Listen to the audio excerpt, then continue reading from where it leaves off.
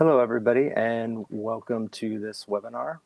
My name is Mason Brooks. I'm from Active Motif, and today we'll be talking about characterizing CRISPR-Cas9 experiments. We'll have presenters from Active Motif and Eclipsebio. And this morning we're going to begin with Wayne Doyle from Eclipsebio, and he's going to kick us off. And then we'll move into Katelyn Mortenson's presentation from Active Motif. And then we'll take questions and answers after. So if you have questions during the presentations, please post them into the Q&A box down toward the bottom of your screen. And we'll address as many of those as possible before the webinar ends. So with that, I will hand it over to Wayne and his presentation. Thank you so much. Thank you very much, Mason. Let me share my screen. All right, so I'm excited to talk to you all today about how Eclipsebio offers comprehensive characterization for mRNA-based gene editing. My name is Wayne. I lead the development of our therapeutic support platform support at Eclipsebio. And before I got started on our actual characterization, I just want to give a brief introduction to who we are at Eclipsebio overall. We were founded in 2017, and really our mission is to develop different types of next-generation sequencing assays and paired analytics to provide insights into different aspects of RNA biology. And then we provide this support to our partners to assist in the characterization and validation of therapeutics, but also provide data sets that can be used to power AI-driven drug discovery as well. And then we have provided this support to over 90% of top biopharma, over 40 biotechs, over 150 academics as well. But today I'm going to focus specifically on how we provide support for RNA-based medicines, including CRISPR therapies. And so I want to start just by briefly discussing kind of the benefits of using CRISPR-Cas9 system for gene editing. So with this system, we have a guide RNA that allows for very specific targeting. It interacts with the Cas protein, and that Cas protein can then allow for insertions, deletions, or base editing, all of which can help with some of the thousands of genetic disorders that exist, enabling edits to make those alleviated, as well as diseases such as cancer, immunological disorders, and infectious disease. And there's a variety of different ways that these types of therapies can be delivered to patients. For today, I'm going to focus specifically on using lipid nanoparticles called LNPs, in which the mRNA for the Cas9 mRNA is within that LNP, as well as the guide RNA. So this is the same technology that was used with the COVID-19 vaccines developed by BioNTech and by Moderna. And these therapies have some benefits to them as opposed to traditional viral approaches. One of them is because you're delivering RNA and then using the cellular machinery to create the Cas protein. This does not involve any type of genome integration, so it avoids some potential issues of tumorigenesis or potential other issues that can come by inserting Cas protein, the coding sequence directly into the genome. It also can have reduced immunogenicity compared to viral approaches. A lot of us have been exposed to adenoviruses, exposed to lentiviruses that can limit the efficacy if you use more of those vectors. Using lipid nanoparticles can overcome that. And then by changing the combination of what lipids, ionizable lipids or phospholipids are present within an LNP, you can get very nice cell type specific targeting or tissue specific targeting. So this can be a benefit to have your activity only in your target tissue and avoid issues such as germline activity as well. And then finally, this type of approach is also very scalable. So a lot of this infrastructure was built up during the COVID pandemic, and really anywhere that can assemble an LNP, manufacture nucleic acids would be able to create these types of therapies at a very large scale, as opposed to things such as packaging the protein directly into an LNP or some of the other approaches. And so I wanted to briefly touch upon how this process actually works. Since we are delivering the RNA, we have to leverage the body itself to produce the Cas protein.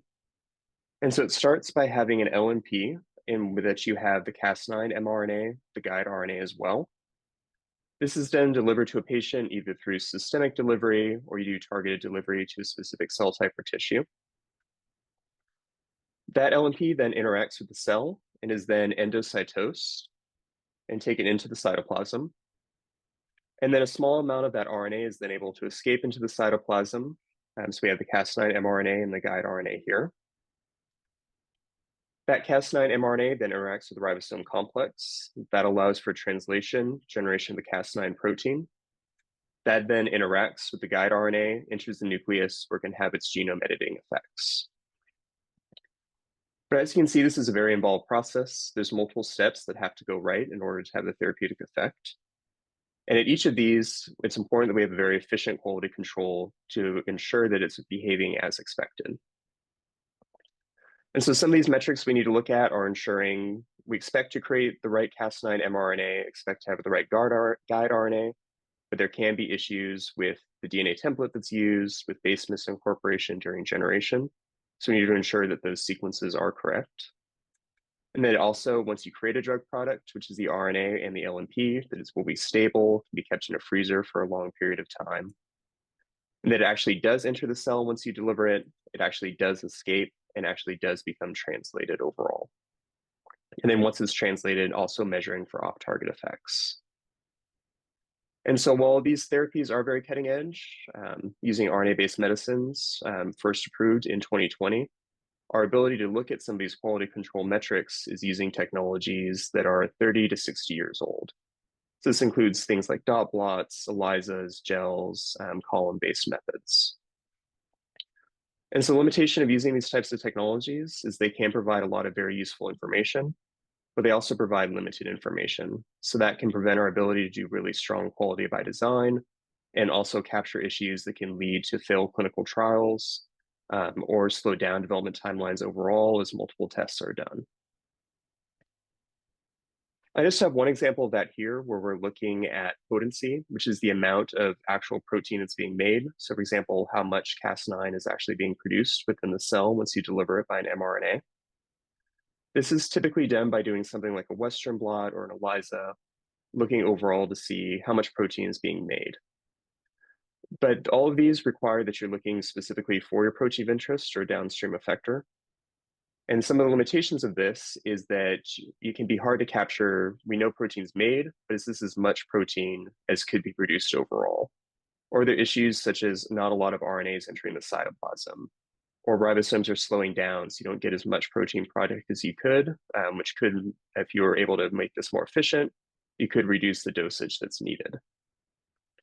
There also can be issues that ribosomes will pause and then shift by a little bit and then start creating a completely different protein overall. All of these are very hard to capture by these technologies. And so at Eclipsebio, we have developed an alternative next-generation sequencing-based approach.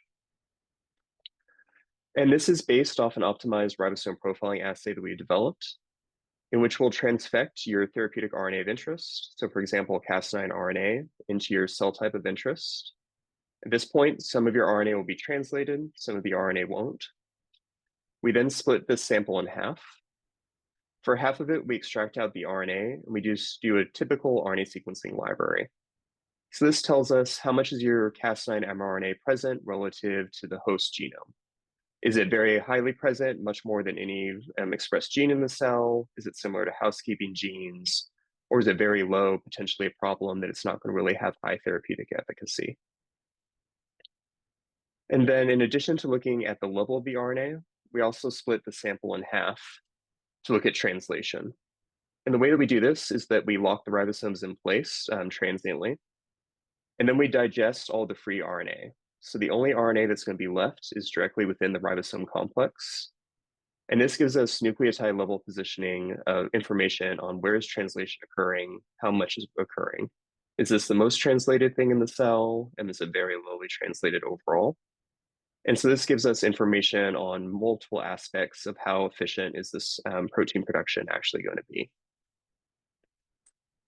For both of these, we then do next generation sequencing and then a variety of different analyses that I'm going to run through today.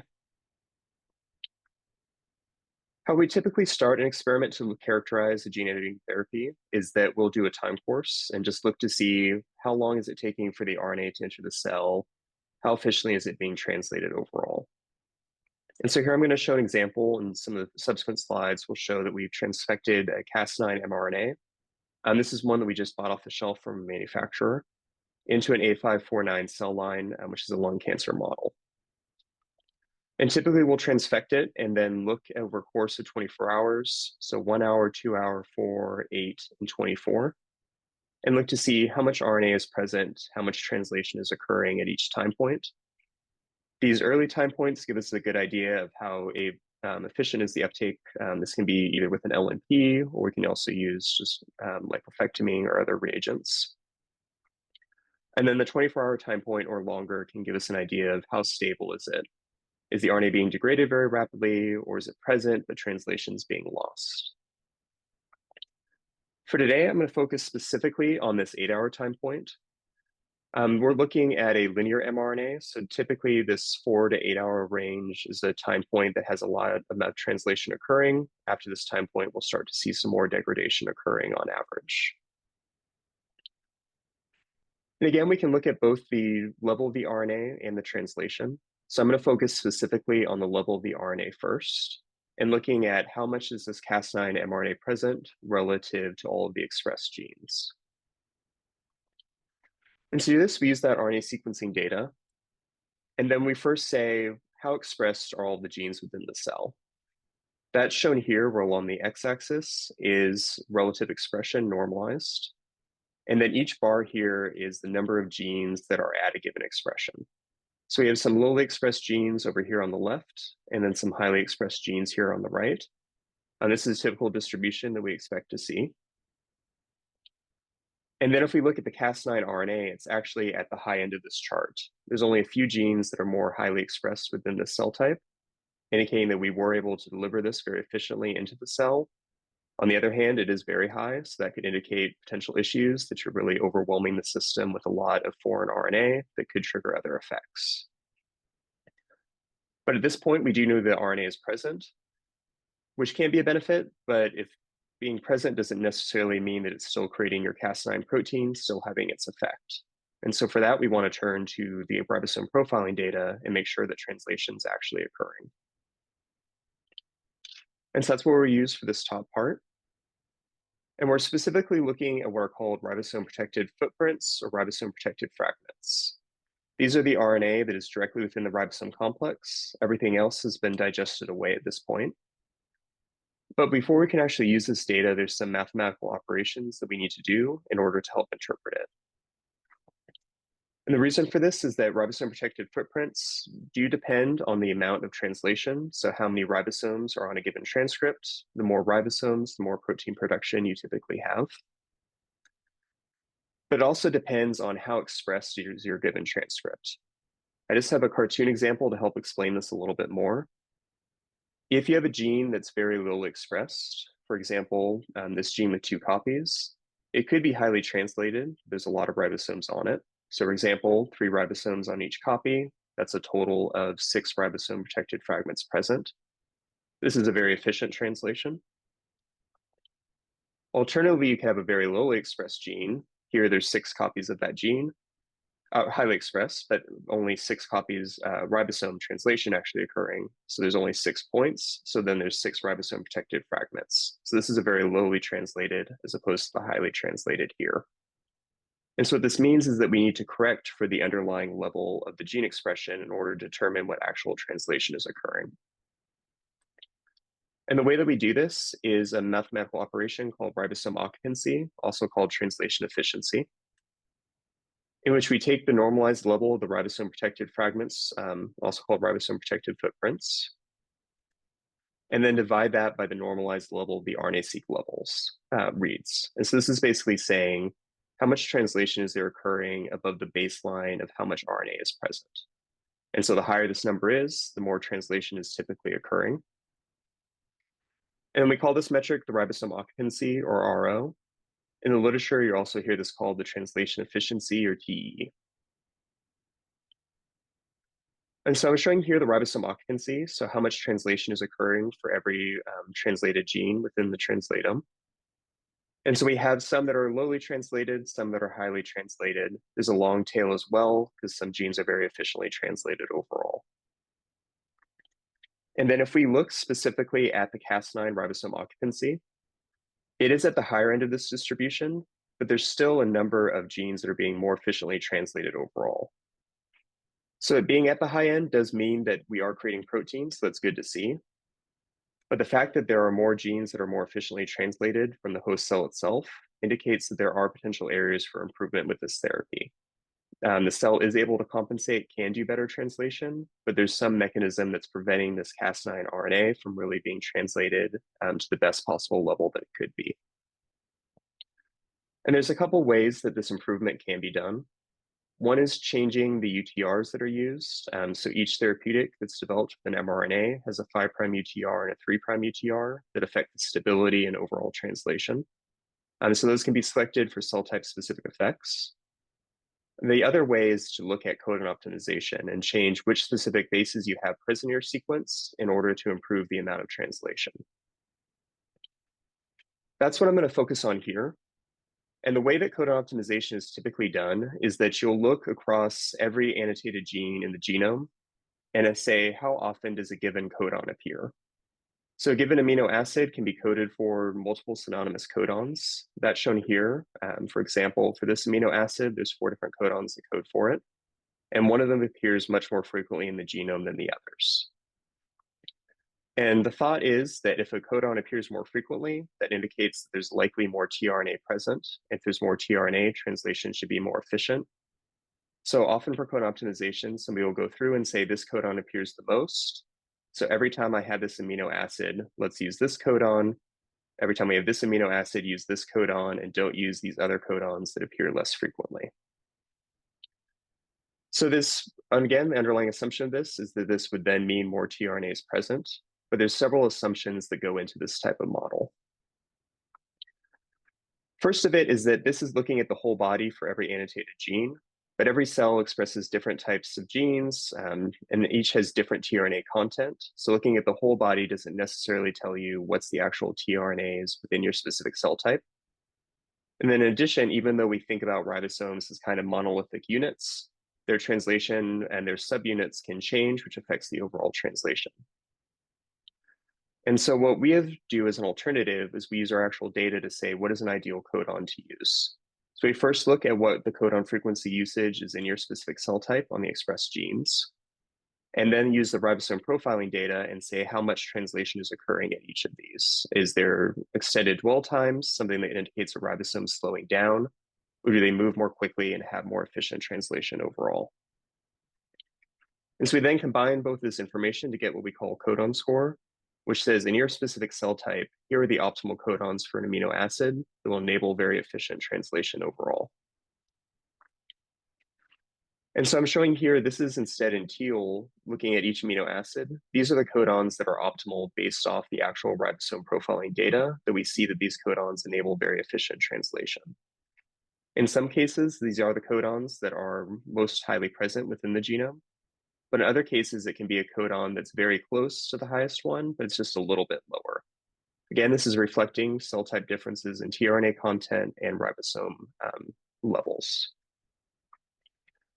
And so if we compare this to what's typically done for codon optimization, just looking at the highest levels, we can then zoom in and say which are the ones that overlap between the data-driven approach and this more in silico approach.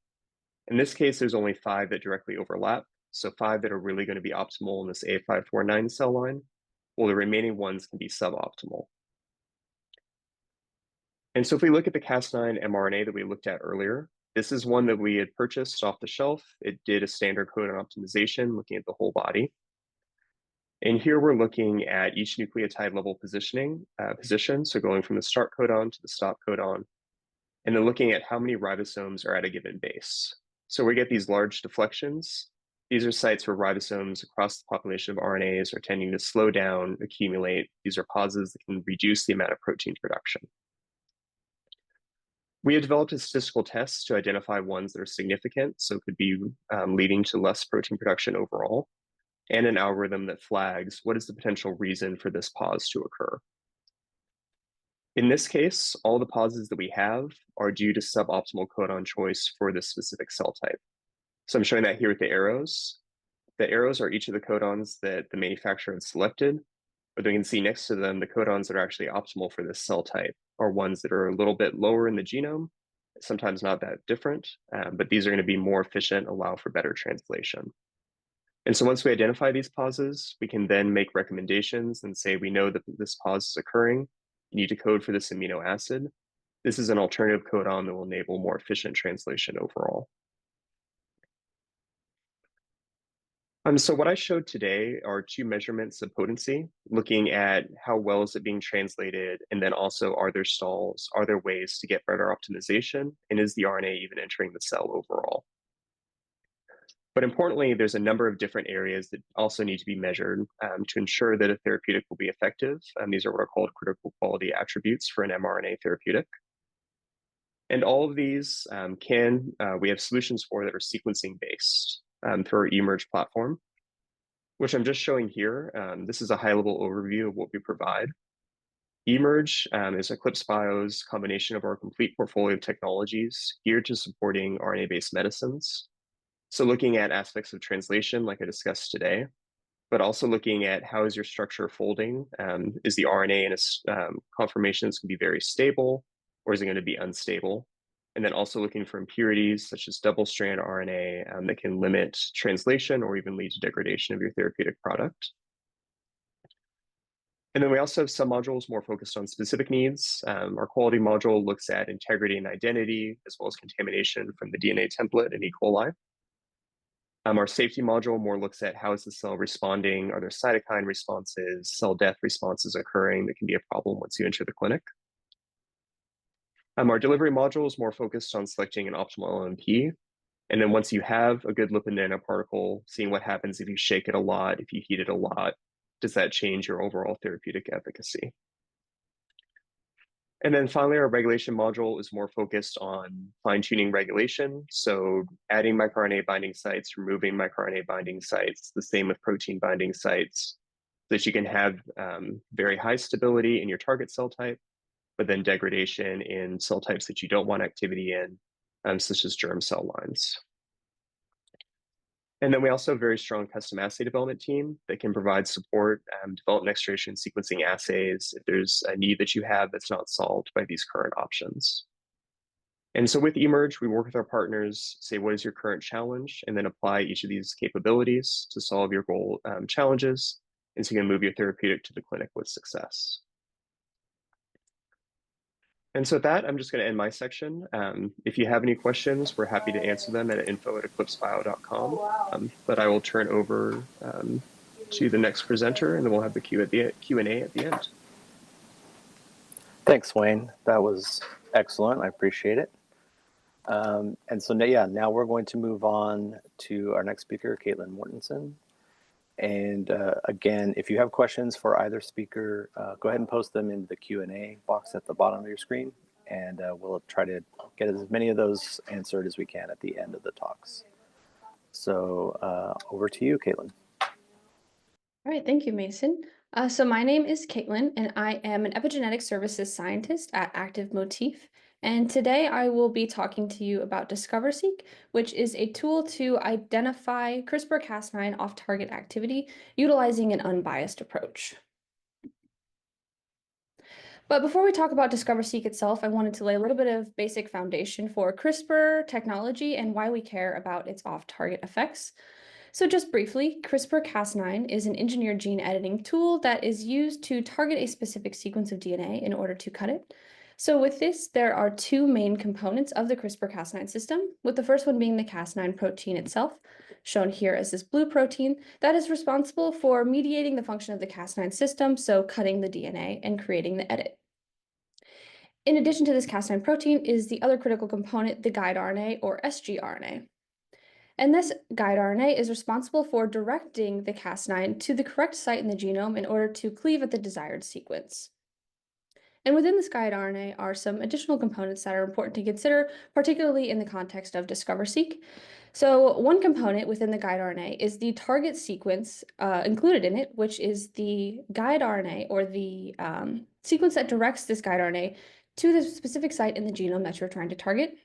And then next to that is also the protospacer adjacent motif, or the PAM, that is responsible for ensuring the editing is only happening at the site that has the specific PAM sequence, typically NGG for CRISPR-Cas9, and also has this guide RNA sequence that is targeting that correct genomic site, sort of as a double check. So then once this guide RNA sequence recognizes the genomic DNA, it then recruits the Cas9 to that site in order to mediate this double-stranded DNA break, or a DSB. So then from there, once this DNA is broken, it must be repaired in order to maintain the health of the cell. And to do this, there are a few different endogenous cell repair mechanisms that can fix such a break. So one of them is non-homologous end joining, or NHEJ. And with this method, it is just doing essentially any method possible in order to attach those two pieces of DNA back to each other. So as a result of this, non-homologous end joining is often error-prone, as during this repair process, it can introduce new DNA or lose some DNA at that site, connecting it together, but also making a permanent change in that genomic sequence at the site where the CRISPR-Cas9 cut occurred. In addition to this, there's also homology-directed repair, or HDR, which is also a common method utilized in CRISPR-Cas9 genome editing, where you provide a template piece of DNA with homologous ends to the sites of the cuts in order to insert a new specific piece of DNA into that particular site. And this is a technology commonly utilized to insert a gene, for example. But once again, it's important to note here that when you make these CRISPR cuts and this repair, it creates this permanent change to the genome sequence.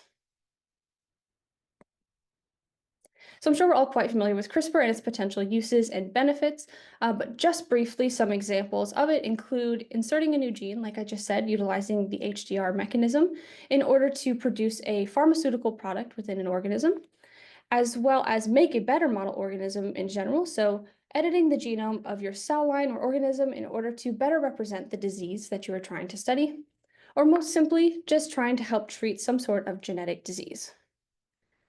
So all of these uses, they do sound very exciting, but they carry one large risk that Wayne touched on, which is that is associated with genome editing, and that is, what if we permanently edit the wrong site in the genome?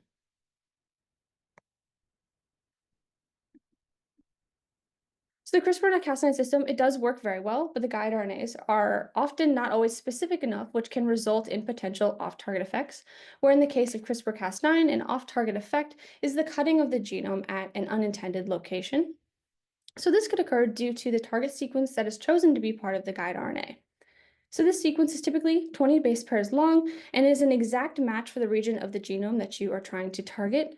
So in this example here of perfect pairing, we see this target sequence included in the guide RNA perfectly recognizes this genomic DNA, recruiting the Cas9 to mediate that cut. However, this 20 base pair sequence could also be very similar to other regions of the genome aside from your target. So if there is a similarity with the genomic DNA and only a mismatch in the guide RNA seed, so close to that PAM sequence, this region could be recognized by the guide RNA, but it is unlikely that there's going to be any sort of DNA cleavage at this site. However, if there is a mismatch in the guide RNA or in the genomic DNA compared to the guide RNA that is more distal in the guide RNA seed, it is much more likely that this guide RNA is going to recognize the genomic DNA and recruit that Cas9 protein in order to cut the DNA. So this becomes problematic now because you may be introducing DNA breaks and therefore genome editing at multiple sites in the genome, including locations that you did not expect.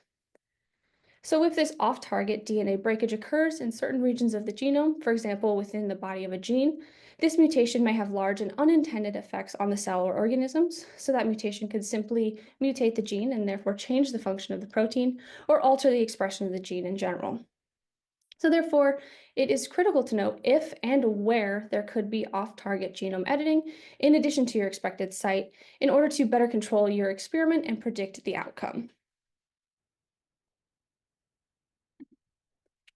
So as a result of this importance, there are many different methods that are available in order to identify these CRISPR off-targets.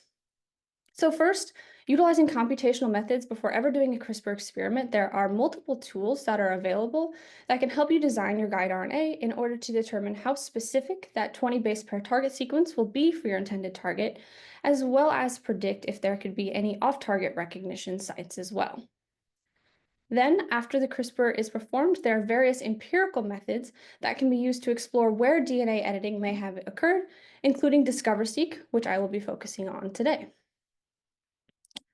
And then lastly, to more definitively determine if there was genome editing, Whole genome sequencing can be employed to identify mutations in within the genome of the CRISPR-Cas9 edited cells with respect to the genome of an un-CRISPR edited cell in order to determine if there were mutations, and in this case, with the whole genome sequencing, what mutations may have occurred in response to the CRISPR-Cas9 editing. So finally, focusing in now on DiscoverSeq, this was a method that was published in 2019 in Science and came from a set of labs in Zurich as well as Berkeley that we have adopted here at Active Motif to help customers identify these off-target DNA breaks resulting from CRISPR-Cas9. So the original publishing of this work, they named it DiscoverSeq as discovery of in situ Cas9 off-targets with verification by sequencing. And I will describe today exactly how they did that.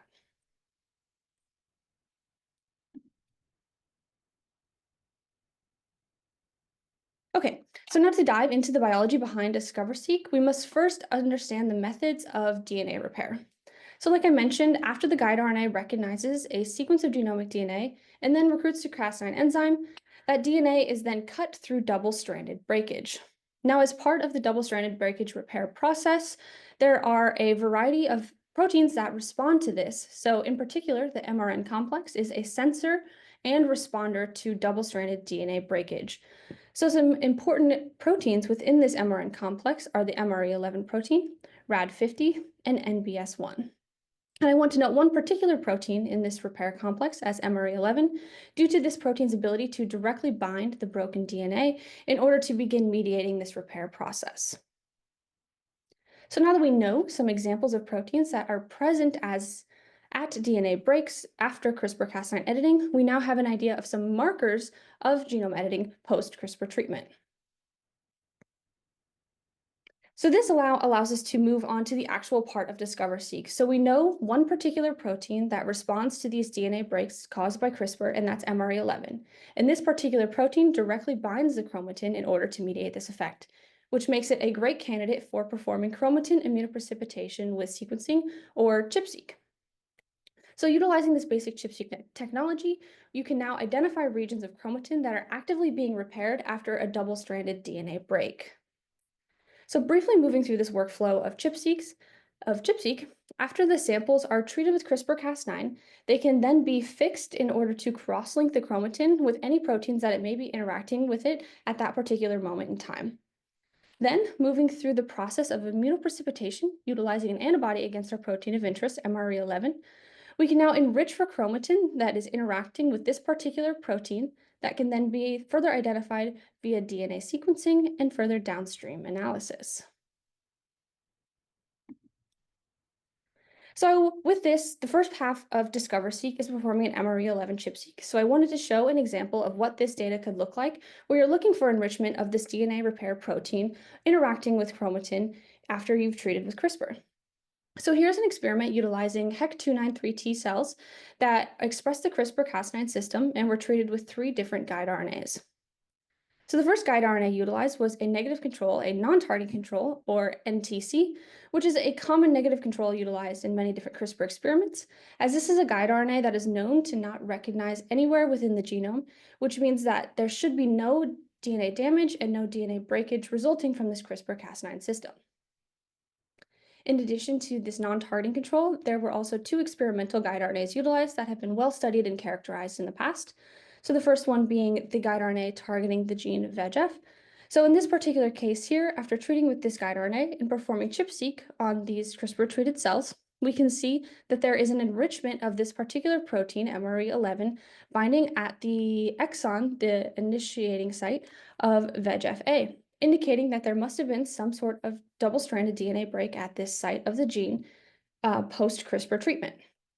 And then lastly, looking at this final guide RNA targeting the gene HSPB1, because this is targeting a different gene on a totally different chromosome, as we would expect, we see no enrichment of this DNA damage repair protein at this site of VEGF. So what's important to note here now is that this is very valuable information, knowing where this repair protein is binding in the genome, but it doesn't give us the context of the CRISPR-Cas9 experiment. We know now that there has been damage at this site that is actively being repaired, but we can't link it to the guide RNA quite yet. So to do this, this is where we can utilize additional computational analysis on this ChIP-seq data, utilizing the software Blunt End Finder, or Blender. So this software is utilized to specifically identify double-stranded DNA breaks that were likely mediated by the guide RNA recruiting a Cas9 to that site. So to briefly move through the workflow of this software, the very first step in analyzing the data, as with most analysis of DNA sequencing data, is now aligning it to the reference genome of your organism of interest. So human or mouse are often the most common ones used here. And this is all done before employing the Blender software. So then with these alignment files for the experimental guide RNA treated cells, as well as the non-targeting control cells, you can use these alignment files paired with the known PAM, which in the case of CRISPR-Cas9, often NGG, as well as we must know the sequence of the guide RNA that is utilized as a reference point for this analysis. So inputting all of this data together into the Blender software, it now starts to look for regions of the genome where there is a pileup of sequencing reads similar to that of a ChIP-seq peak. But how it's different from a ChIP-seq peak is that within these pileups, it's looking for sequencing reads that harbor a blunt end on them, which is indicative of cut DNA in sequencing data.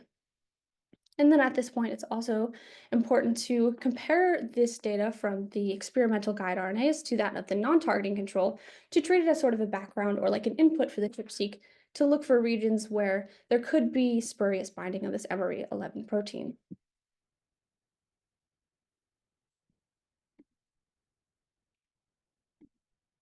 So then moving on to the next step of this, we can get a better look of what these blunt-ended pileup sequencing reads look like. So looking at this plot here, we can see how there are sequencing reads that abruptly end at the same site, which is now called this blunt end site or putative cut site. But what's important to note that I mentioned earlier on is that in order for a guide RNA to recognize a sequence of DNA and recruit the Cas9 for cutting, is that there must be a PAM sequence proximal to the cut site as well. So with these piled up reads with blunt ends, we must also filter for sequencing reads with a proximal PAM sequence. And then from there, with all these pileups meeting all of our different criterias, you can then calculate two different scores to identify potential off-target DNA breaks mediated by the guide RNAs. So the first score that is calculated is the DISCOVER score, which is the number of blunt end sequencing reads that are identified within 10 base pairs of a putative cut site. So looking at this example here, we can see this putative cut site with all of these blunt-ended reads aligning near it. And we can observe that there are 7 sequencing reads in this case within 10 base pairs of this putative cut site, giving this particular example a DISCOVER score of 7, so 7 sequencing reads supporting the cut. In addition to this, it also calculates a mismatch score, which determines how similar the genomic DNA sequence is to the known guide RNA. So this is simply just looking at how many nucleotides or bases are different between the sequence of the guide RNA and the genomic DNA at this particular putative cut site. So then with these two scores, we can now they can now provide us with the confidence in identifying these double-stranded DNA breaks and determine if they are likely occurring due to these off-target effects of the guide RNAs. So to do this, this group in the software provides scoring metrics for determining where these could be occurring. So the first step is determining if the guide RNA is similar enough to the genomic DNA for there to ever have been this recognition in the first place. So to do this, this is done by filtering out reads that have genomic DNA having greater than 8 mismatches between that DNA and the guide RNA sequence. And then from there, it has a scaling scoring scheme utilizing these two different mismatch and DISCOVER scores, looking for a significant pileup of these blunt end reads that are also similar enough to the guide RNA sequence for the guide RNA to have ever recognized the genomic DNA in the first place. So after going through all of this and describing how the software works, it's best understood looking at the output of it. So here is an example utilizing those two guide RNAs that I described previously for VEGF and HSPB1, showing what the Blender software outputs and its identification of these potential off-target cut sites. So walking through this output, starting with the guide RNA for VEGF-A, at the very top is the known guide RNA sequence with the PAM utilized in this experiment as well, sort of again as our reference point for comparing these potential on-target or off-target effects and how similar they are to what we expected the CRISPR-Cas9 system to perform. So on this list, it ranks all of the different potential putative cut sites based on their discover score and mismatch score. And as we would hope, the on-target cut site is at the very top with the highest DISCO score or discover score. And we know this is the on-target cut site because there are no mismatches between this genomic DNA sequence on chromosome 6 compared to this known guide RNA sequence that was used in the design of the experiment. And then below this are now all of the predicted off-target cut sites. So as you can see, for each of these, it has a variety of different discover scores, indicating there's different amounts of sequencing reads supporting a cut at that particular site, and that there's also various amounts of mismatches between these as well, and that these potential off-target cut sites could span multiple different chromosomes. And then I wanted to note here as well is that you can observe that the mismatches that occur between the genomic DNA and the guide RNA often occur in the distal end of the guide RNA sequence, which is exactly what we would expect due to the known biology of the off-target effects occurring in CRISPR-Cas9. And then lastly, I forgot to mention that this guide RNA for VEGF is known to be not as specific compared to other guide RNAs. So this guide RNA typically has many different off-target effects, which we can observe here due to the multitude of potential off-target effects and recognition sites for this particular guide RNA. But in comparison, we can look at our other guide RNA used targeting HSPB1, and this guide RNA is known to be highly specific. As a result, we observed that there were no off-target sites identified in this experiment. And rather, it only identifies on-target cut sites, so the two that are expected to be identified for this HSPB1 guide RNA.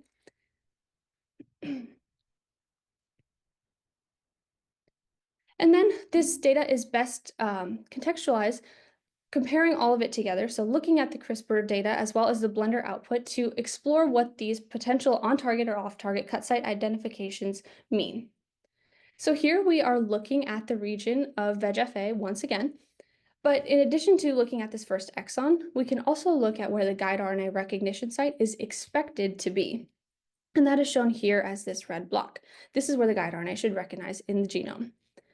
And with that, we can look at the ChIP-seq data for two of our different guide RNA-treated cells, with the first one being for the non-targeting control. So as we would hope, there is no signal at this site in the non-targeting control, indicating that there is no binding of this DNA repair protein at this locus of VEGF-A. However, we do see signal, or what we would call a ChIP-seq peak at this site within the first exon. But where it gets most interesting and goes beyond just that ChIP-seq data now is when we look at the alignment sequencing reads at this site supporting the presence of a DNA cut. So as you can see within this guide RNA sequence, many of these sequencing reads abruptly end at the same site everywhere. And putting this line here better helps to visualize that. This is the signal we're talking about that is indicative of cut DNA. So this is the on-target cut site. This is the prime example of what we want this data to look like because we know that this should be recognizing here and cutting the DNA. But as an alternative, we can also look at an off-target cut site. So this is an example on chromosome 9. So this was the highest priority off-target cut site identified utilizing the Blender software. So looking at this region of chromosome 9, we can see where the guide RNA sequence is likely to be recognized based on its similarity to the genomic DNA at this site. And once again, we see minimal signal for the non-targeting control, indicating minimal background. But once again, we see this MRE11 peak at this site, indicating that at this unexpected site, there's now DNA repair occurring. And to confirm that this DNA repair is a result of a cut in the DNA, the alignment reads also show this blunt end signal that we observed at the on-target site, further supporting that there is DNA repair at this particular site, likely resulting from the recognition of this site by a guide RNA and recruiting the Cas9 to it in order to cut it. And this is problematic because we know that this is not where the guide RNA should be recognized. So we now have a putative cut site and we know how strongly it could be enriched based on the DISCOVER score, which can provide additional information moving forward with the design of your experiment or your guide RNAs in order to determine how best to target your actual goal with respect to the off targets. Okay, so today I showed you just briefly how DiscoverSeq works and its ability to manipulate or utilize the known biology of DNA repair after CRISPR-Cas9 treatment to identify these potential off-target effects. So some important notes to consider here when utilizing DiscoverSeq to identify such effects is that it is specifically identifying active sites of double-stranded DNA breaks at the time of sample harvest. So for example, when you are fixing the chromatin, you are locking that protein onto it at that particular moment in time. So it's only the sites of CRISPR-Cas9 editing that are actively being repaired that you will capture. But what's great about it is that DiscoverSeq can be used in cell lines, patient-derived cells, as well as animal models. Any sort of model that you can perform CRISPR in, as well as ChIP-seq in, is a good candidate for off-target discovery utilizing DiscoverSeq. And then lastly, due to the nature of this experimental design, this results in low false positive rates, so the off-targets you are identifying are most likely to be true off-target effects, giving you a good subset of sites to explore when designing your CRISPR experiments. All right, with that, I would like to thank you all for your time, and I think we'll open up for questions now. Thanks, Katelyn. Yes, everybody, if you have questions, please ask them now in the Q&A, using the Q&A chat box. I don't see any at the moment, so I'll just wait a few seconds. Wayne or Katelyn, was there anything else you wanted to add while we're waiting, or did you have questions for each other?